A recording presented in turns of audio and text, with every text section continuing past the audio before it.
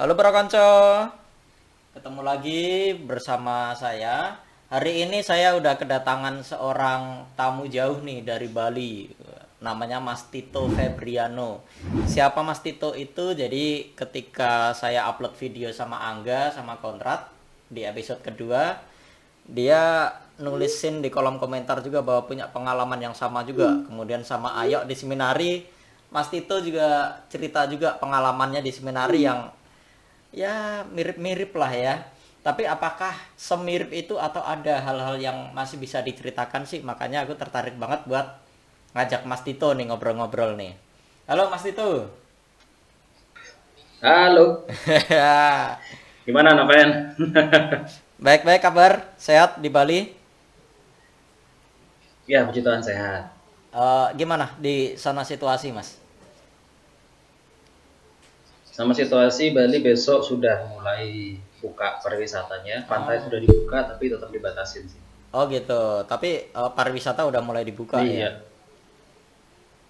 baru mulai. Tapi kalau jalanan sih sudah macet, soalnya restoran sudah banyak yang buka. Oh gitu. Orang-orang kerja sudah banyak. Heeh. Sebelumnya ditutup tuh Mas, restoran Mas? Sebelumnya bukannya ditutup, tapi mau nggak mau tutup restorannya kan? Ah, Nggak ada yang ke sana. iya juga sih. Kayak ya toko-toko toko oleh-oleh itu juga tutup semua. Karena kebanyakan memang turis sih ya di sono ya. Iya, betul. Nah, oke Mas. Devisanya dari situ. Jadi kalau aku lewat tol ingetnya wah turis Bali ngono iki. Mas, aku mau nanya-nanya nih Mas. Yang Ya, yang waktu sama Angga sama iya. Konrad itu kan Mas Tito nih cerita nih, wah Heeh. aku ya wis tau nih kono pengalamannya podo kabeh dan masih banyak lagi yang aku alami. Apa aja Mas selain selain Mm-mm. yang udah kami ceritakan, apalagi ya Mas yang Mas Tito alami Mas? Eh, ini pengalaman yang di bidang apa? Di bidang Di bidang horornya, horornya dulu nakalnya, ya. atau kudusnya? kita kita dari horornya dulu ya, horornya dulu nih. Horornya. Heeh. Ya, oh yang saya pribadi langsung alami. Boleh, yang langsung alami atau yang teman alami atau yang pernah selentingan-selentingan yang Mm-mm. terdengar gitu, boleh. Kalau selentingan-selentingan ya, ya selentingan dan sudah ngalami ya itu di KPP jelas Mm-mm. derap serdadu sepatu boot Mister Pantofel itu itu ya. kelas nol pasti nggak tahu ya sudah pasti semua ngalami atau ada yang nggak ngalamin nggak tahu. Hmm. Tapi kalau saya pribadi ya suara derap derap kayak barisan tentara lagi march gitu, Oh, lagi lagi Mars. march lari brak brak brak brak. Oh, Hah? bukan bukan satu orang doang. Oh udah kayak Wah, kayak ya kayak satu satu baris gitulah modelnya. wah itu sih lebih ekstrim sih, Mas. Terus ya berhenti di depan di atas kepala kan dormit apa bednya di dormit kan ke jendela gitu. Betul. Ya udah berhenti di situ lah kok mandek. Ini jalan yang lalu lintas itu, ini kepala saya nih, ini kepala saya nih, ini gimana sih? Nah ini kepala saya. Nah ini ada lorong, ini lemari. Nah di sini nih kepala saya, dia berdiri di sini, di kepalaku sini ketika aku tidur. Dia tuh kayaknya tahu gitu ya, siapa yang masih melek, siapa yang udah tidur ya. Selalu berhentinya itu di atas Nah, kepala makan kita ya loh. kayaknya. Tapi lucunya kadang kalau cerita kayak gitu, Eh, di sana ngomong sama yang bednya jauh, bilangnya sama. Iya berhenti pas di kepala.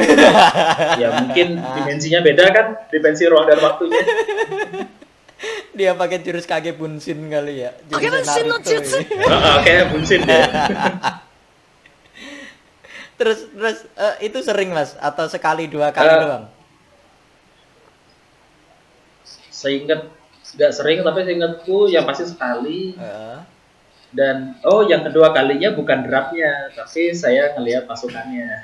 ngelihat. Itu di lapangan bola. Di lapangan bola. Jadi habis meditasi, cuman ya salah tempat juga. Kayak meditasinya salah itu. Emang di Maghrib soalnya. emang di mana Maghrib meditasinya? saya meditasi. Di kick off lapangan bola Di situ. di tengah itu. Iya, di tengah ya, ya golek molo ya. Wah, wah. Tapi kan Jadi maghrib ya waktu itu belum gelap-gelap banget kan? eh, ya sudah ya surup-surup gitu sudah mau Heeh. terbenam gitu, mulai meditasinya, Heeh. melek-melek kan sudah gelap. Ah. Sudah mau jam studi pertama pokoknya, sudah mau studi Oh pertama. ya, udah hampir maghrib lah ya. Ah. Heeh, itu.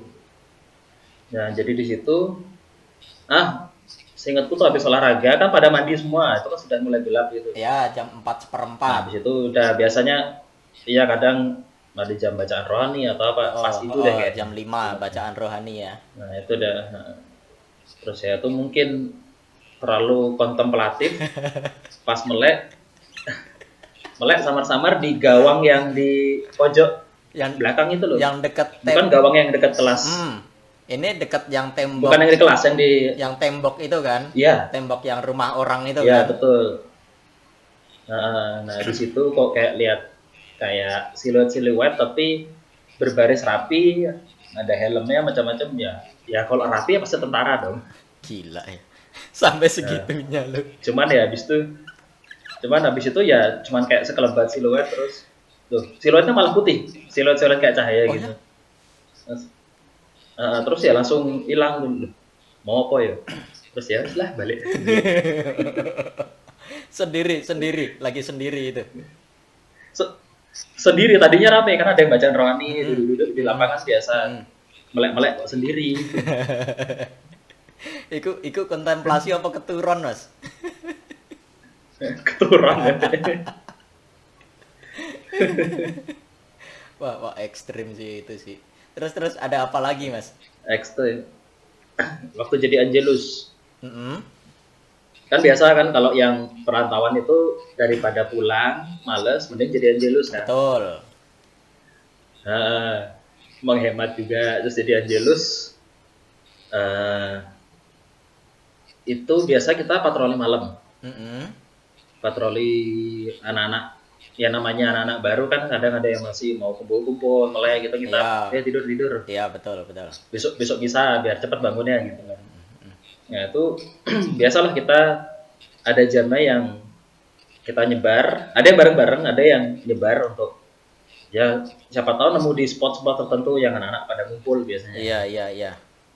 Nah itu terus akhirnya setelah saya lagi menggambarkan kondisi udah lupa juga. Oh ya dari Dorbit ke rafter kecil Mm-mm. itu kan jalannya agak zigzag gitu ya, kalau nggak salah. Mm-mm. Jalannya zigzag gitu.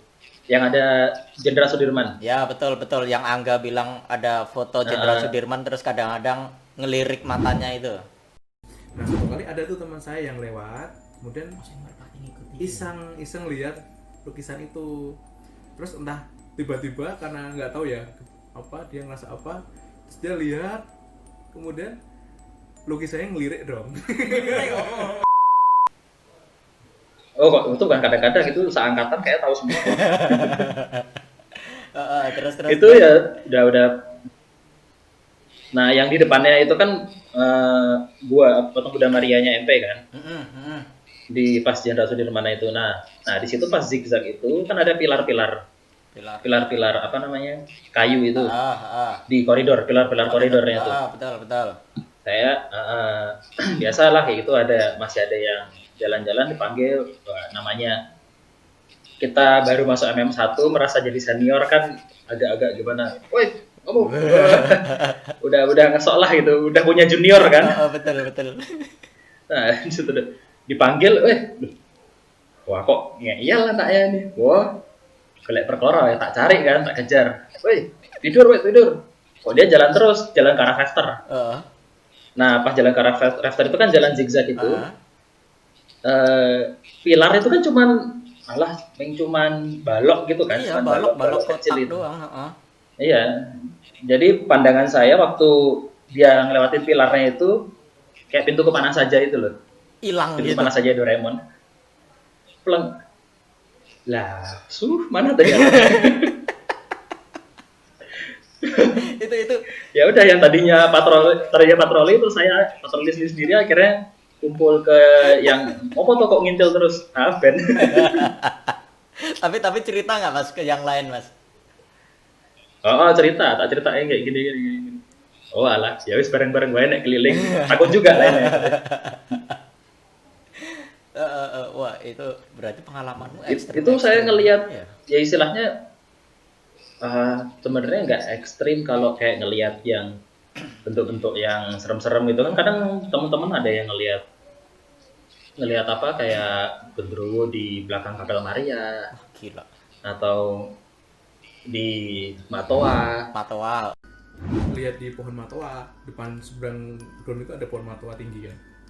Terus dia lihat naik gitu, kok ada dua kayak bola besar, bola besar gitu, mata apa merah kayak ngeliatin dia gitu loh. Terus dia teriak, Oh, Saya nggak pernah ngelihat yang bentuk kayak gitu bentuk yang sampai sekarang. menyeramkan ya.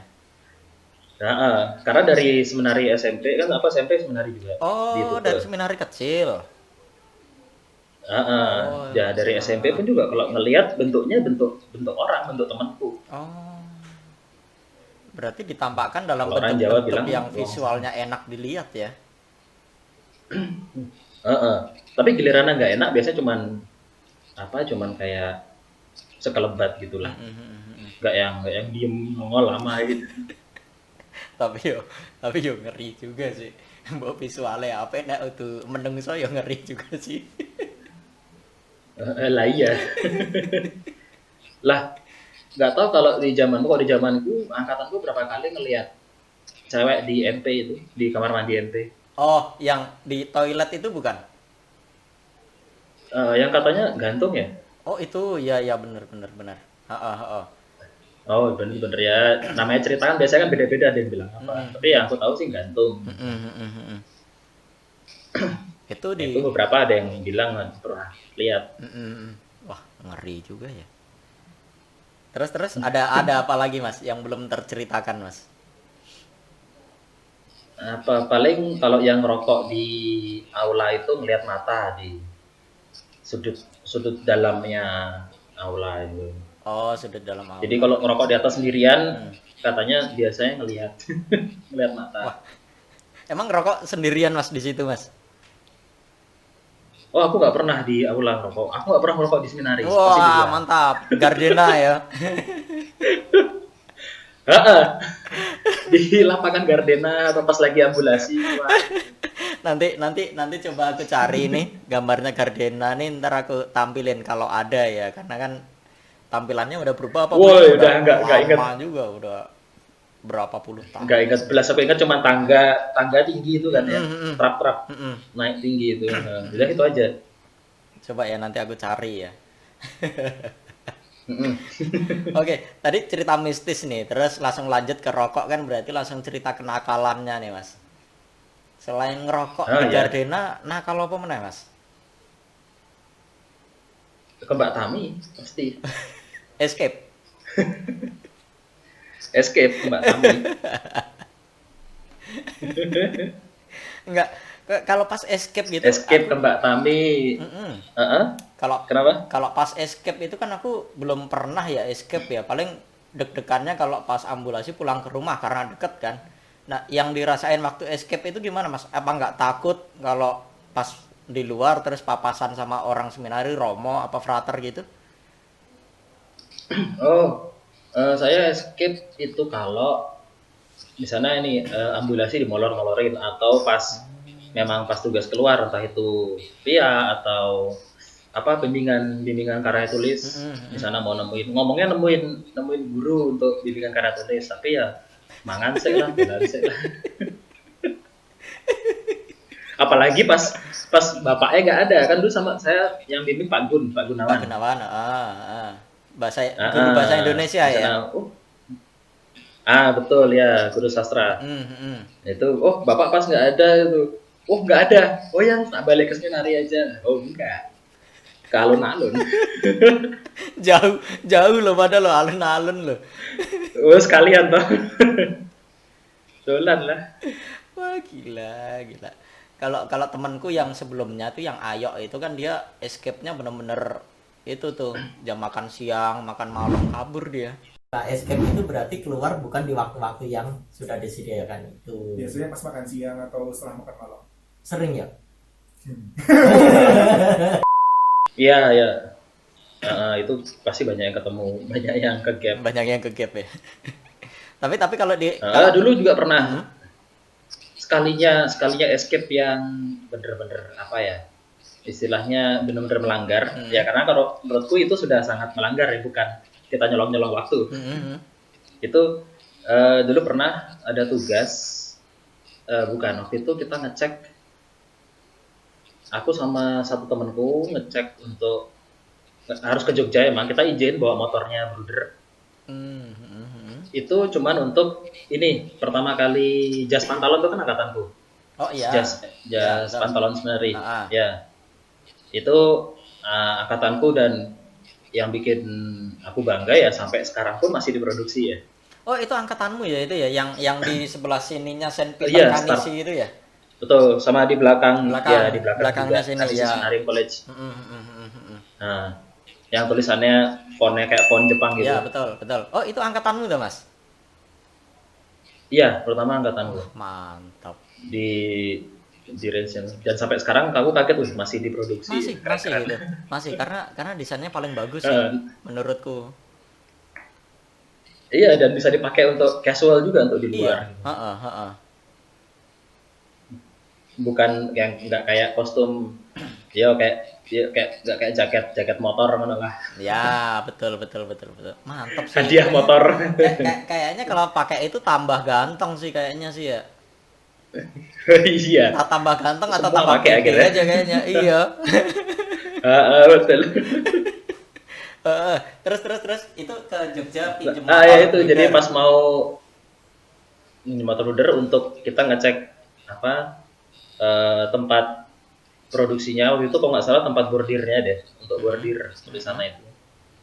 Ya udah, ya harusnya kan selesai kan cuma sebentar, orang dari pagi kita berangkat kan langsung pulang harusnya. Dari pagi, dari habis makan siang. Bablas sampai jam 10 pokoknya, jam berapa, sampai malam pokoknya. Nah di situ nggak tahu ya, pengalaman teman-teman juga, kalau biasanya kalau yang bener-bener ngelanggar keras itu hukumannya itu langsung, karmanya itu terjadi loh biasanya. Oh ya? Entah itu yang, ya kalau aku sih sering alami gitu. Ya kalau aku sendiri ya, itu pulangnya itu kita sudah makan malam di tempat temanku dan macam-macam. Jadi pas pulangnya itu di Mertoyudan sudah mau nyampe nih, udah mau nari. Motor kami nabrak pickup. Lah. Sampai nyangkut. Ya untungnya kan Gelpro kan besi semua kan depannya. Iya. Sampai nyangkut, sampai aku turun tak tarik motor dari belakang, karena dia nyangkut, bener-bener nyangkut di pickupnya itu. Turun tarik langsung balik ke Semenari dan nggak bilang. Nah, Ini dosanya. dan Bruder ini bengkok. Ya harusnya kita udah tahu lah celah, tinggal taruh motor aja, kunci kan digantung, nggak usah ngomong kan. Bruder juga udah tahu paling pulang jam berapa. Ya udah nggak usah ngomong aja, kunci tinggal gantung aja. Ya udah lah, ini kok dadak pakai kecelakaan. Ya nggak apa-apa sih, kita cuman ya, wah kok pakai kayak gini aja caranya. Bisa ya enggak. Makanya saya nggak pernah yang ya sampai sampai ngelanggar gitu. Males karmanya. Berarti kayak Ayo itu ya, yang ngerokok di aula tahu-tahu jatuh aja. Lah ya itu, biasanya kalau yang parah banget bisa langsung cepet kok dapat hukumannya, nggak usah dari pembina. Iya ya. Iya. Oh. Uniknya sih di situ.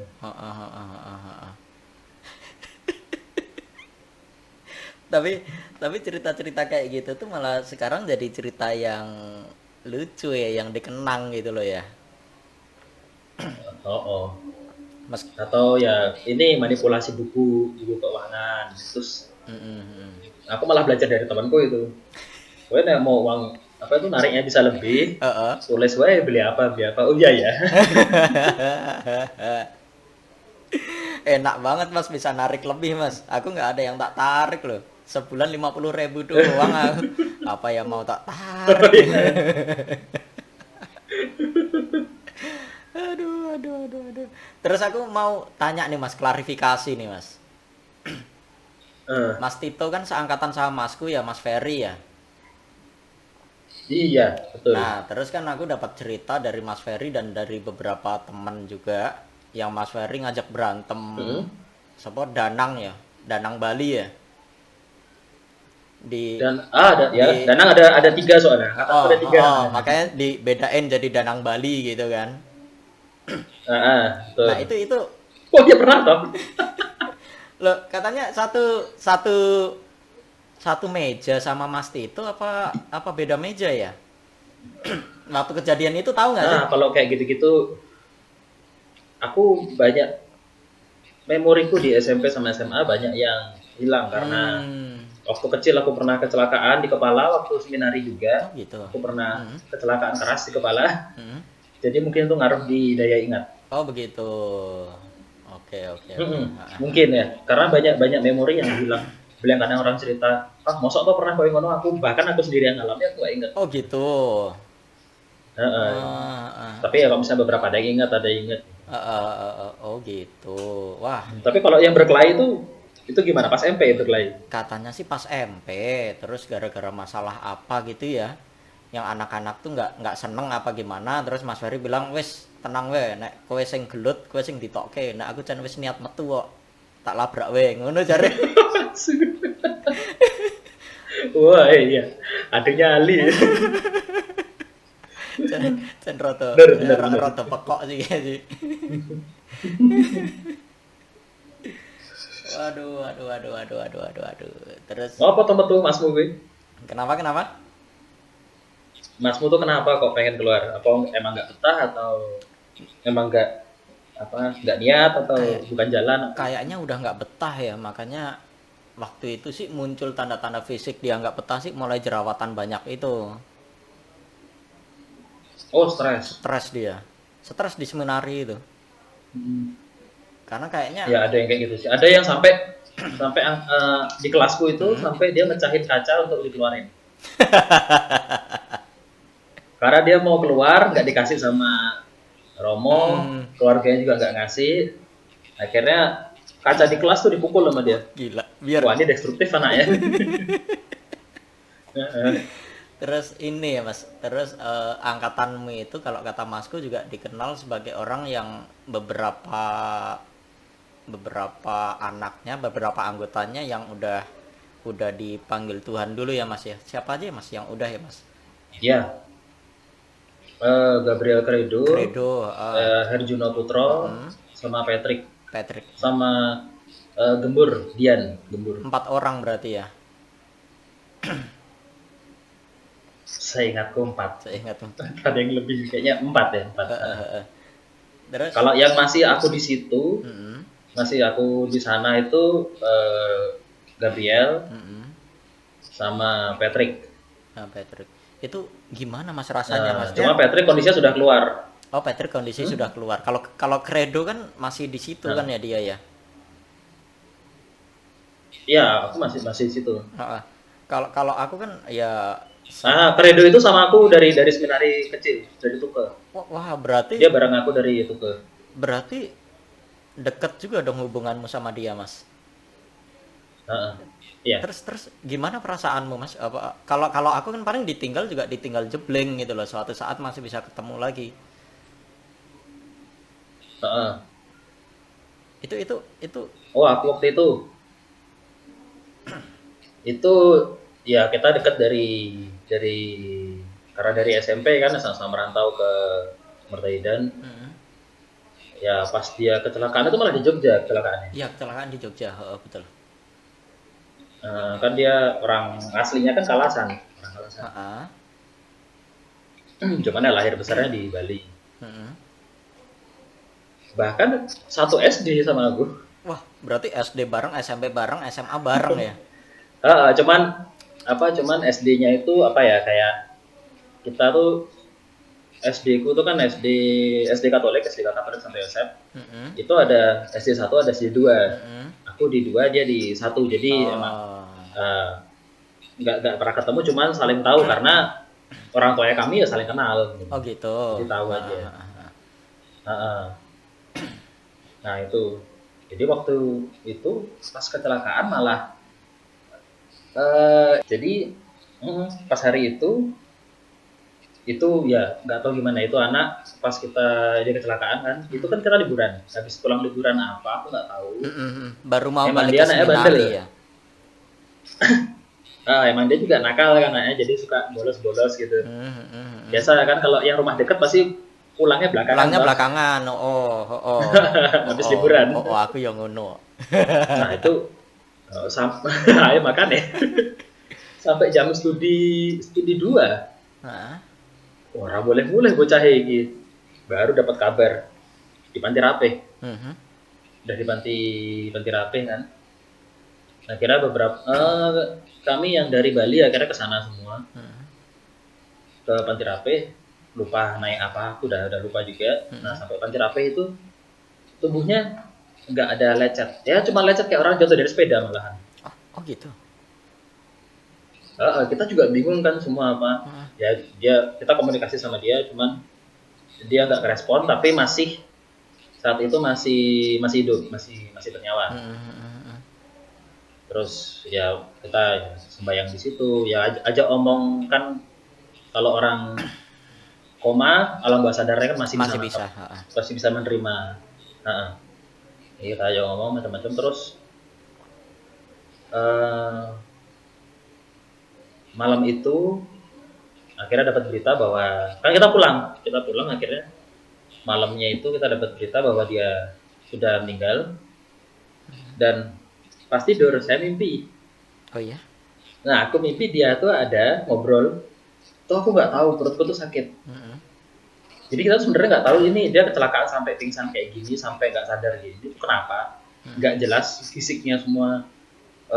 Kayak orang jatuh dari sepeda, cuma ada lecet kecil. Nggak ada yang gimana patah tulang atau apa. Di mimpi itu dia cerita perutku sakit, aku nggak tahu kenapa. Aku nggak bisa nahan nih, perutku sakit gitu. Lah kenapa? Cuman habis itu cuman scene itu aja aku ingat, scene dia cerita perutku sakit banget, dia nunjuk arahnya. Besok paginya kan itu belum tahu, kita malam itu belum tahu Belum tahu. belum di visum juga mungkin ya, atau belum didiagnosa apa-apa. Nah ternyata baru besok siangnya itu ada kabar bahwa meninggalnya karena limpahnya pecah. Wow. Jadi yang dia tunjukin di mimpinya aku tuh ya posisi limpah itu. Posisi pankreas semua dalamnya itu hancur gitu. Karena perutnya itu ngantem sudutnya pickup. Oh gitu. Pickup lagi diparkir tubruk sama dia. Nah itu. Jadi ya secara fisik nggak apa-apa, dalamnya hancur. Oh gitu ya. Iya, dan beberapa hari, pas kita habis sembahyang 3 hari kayak sembahyang angkatan tuh loh, kayak biasanya kalau di angkatan tuh apa, kalau yang kumpul malam sama pembina itu, sama pamong, apa tuh namanya tuh? Iya. instruksi medan, inmet. Iya betul. Inmet. Nah, biasanya inmet ini sisa 3 hari gitulah gitu.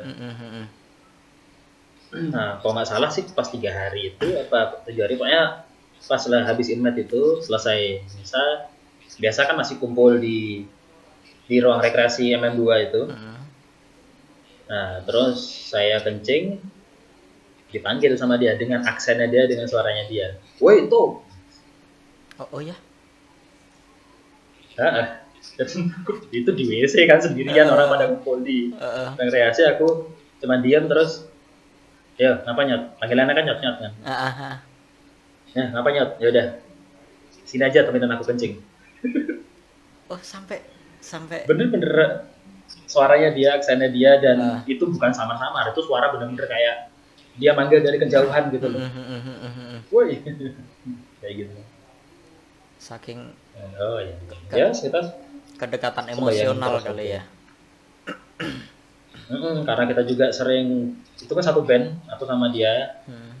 kita ngebandnya intens. Aku, Fredo, Tommy, Mastur sama Yanulian itu berlima. Kami ngebandnya intens dan mungkin bisa dibilang kami pertama yang bawain punk di Seminari, yang perform di depan para pamong.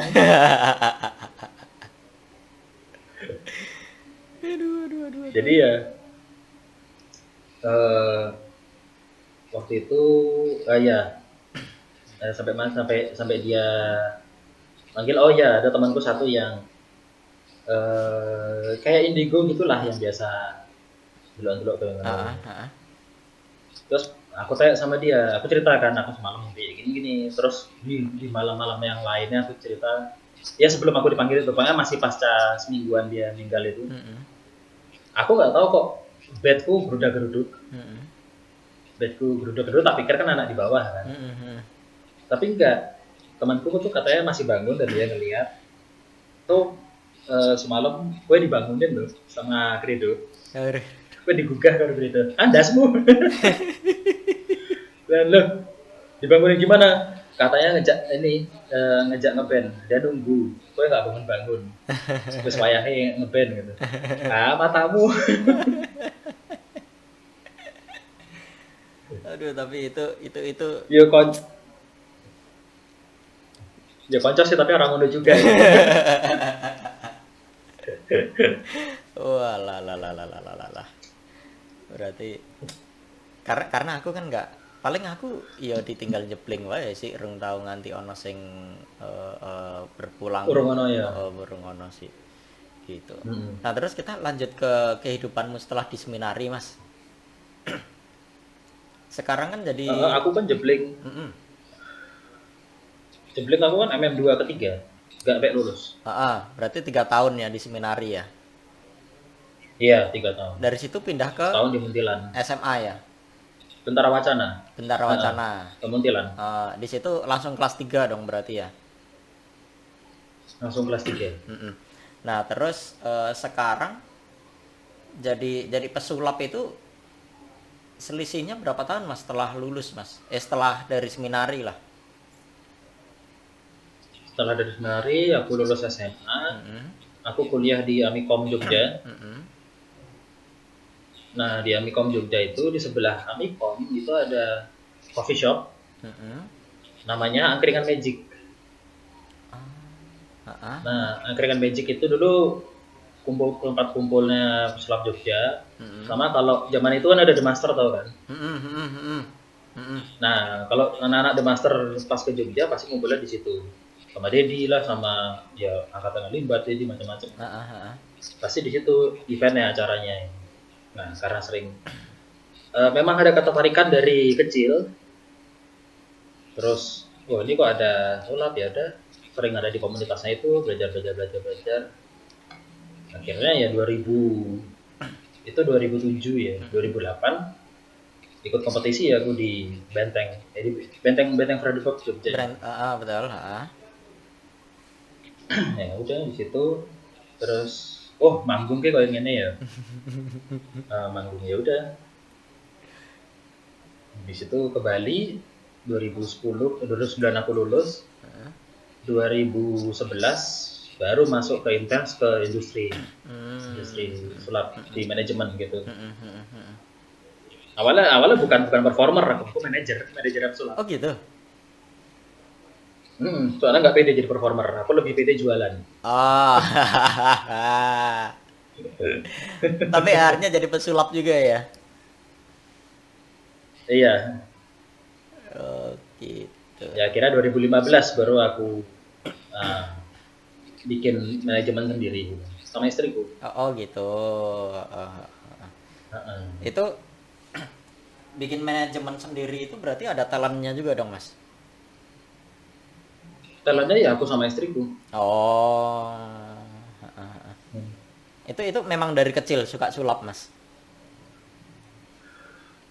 Iya dari kecil suka karena almarhum bapakku tuh sering ngajak ke sirkus, nonton sulap, atau bahkan dia nunjukin sulap-sulap apalah gitu. Jadi kayak ke imprint ya dari kecil gitu ya. Kayak imprint bahwa kayak gini lah. Oh gitu. Nah terus pas di seminari bisa bisa menjadi wadah nggak sih? Maksudnya waktu di seminari kamu tetap bisa mengulik hobimu itu nggak mas? Oh, di seminari belas nggak kepikiran sulap karena malah di musik kan fokusnya. Oh gitu. Di orkes aku kontrabas waktu itu. Mm-mm. Di orkes kontrabas, di band gitar. Jadi emang fokusnya di musik. Bahkan waktu kuliah pun skripsiku musik, padahal aku kuliahnya teknik informatika.